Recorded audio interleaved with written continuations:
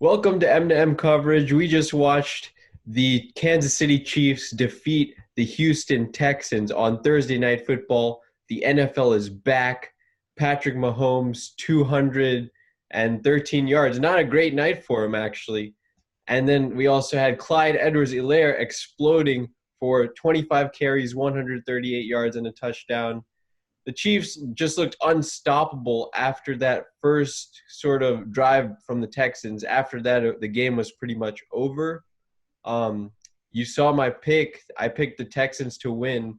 That was more of a hopeful pick in that I was hoping the season would not be over, but I'm afraid to say that I feel like the Kansas City Chiefs are a video game. I feel like their offense is completely unstoppable, especially with the addition of this running game. If Mahomes has a running game and Mahomes doesn't even have to put up Mahomes-like numbers, it's over for everyone else. So that was my fear. I was hoping Deshaun Watson could give us a close game, but we didn't even get that because he clearly needs some help. So takeaways. What is your biggest takeaway from tonight's game? Kevin, you want to go first? Yeah, it's definitely the Chiefs' offense. I'm wondering if this is what their identity is going to be for the remainder of the season, a run-heavy approach when you have Patrick Mahomes, right?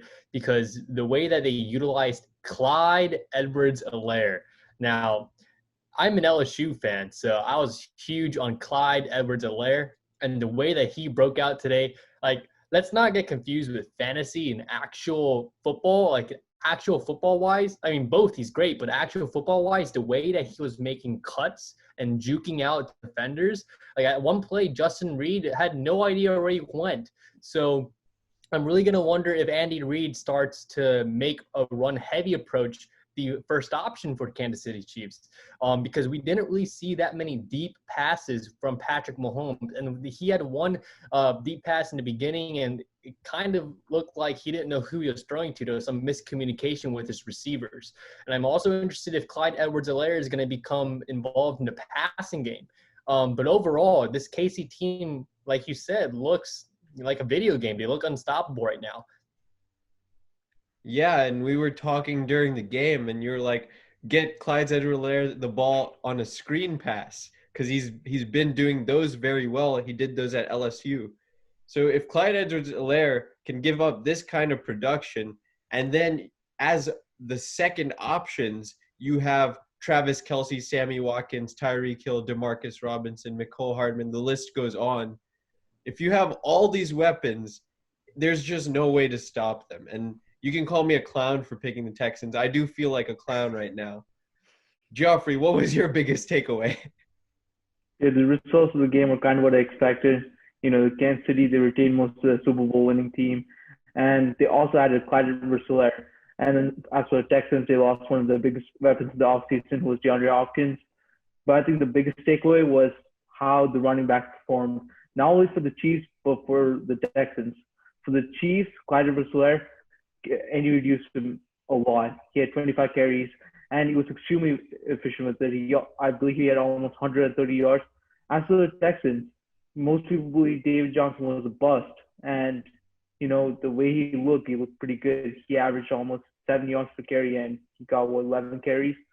And another takeaway I saw from this game was the Kansas City Chiefs defense. They limited Deshaun Watson and the Houston Texans to 20 points. And I think that's amazing. I think the Chiefs team, again, is a Super Bowl contender in the NFL. And some of those points that the Texans scored were garbage time points. So you can say the Chiefs did a very good job after that second possession where David Johnson cut off a big run. But I think you're on the point there. David Johnson, in my opinion, he definitely is not a pushover. The trade was unfair in that you lost DeAndre Hopkins, but you did get David Johnson. And so I guess you can see the Texans sort of extracting some value out of the trade there. Yeah, and also to comment on the trade, there are a lot of people right now online overreacting, saying that Bill O'Brien is a genius.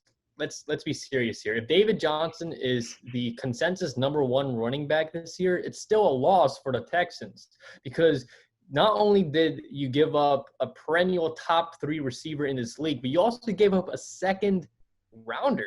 You got a second rounder back. You didn't get a first rounder back. That is the issue. If you look at the other trades that other teams have done, like with Stephon Diggs and other receivers who are lesser than DeAndre Hopkins, they got a bigger haul.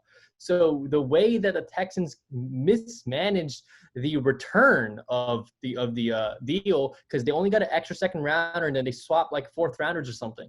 That's not enough for someone like a DeAndre Hopkins. But I'm very surprised and actually pleasantly surprised to see David Johnson looking like he's returning to his 2017-2018 form under that Bruce Arians offense in Arizona.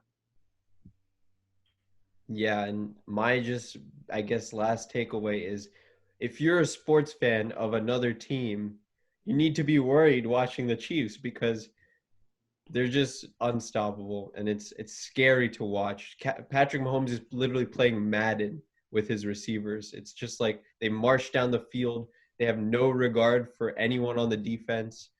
And it's just so – Andy Reid is so strategical in that he's continually evolving with the game. And tonight we just saw more of what we saw last year. They weren't a step off at all. And I'm very scared of the Chiefs as a Saints fan. That's for the Texans. It doesn't get any easier for them. They play the Ravens next, and it looks like they're going to start off 0-2.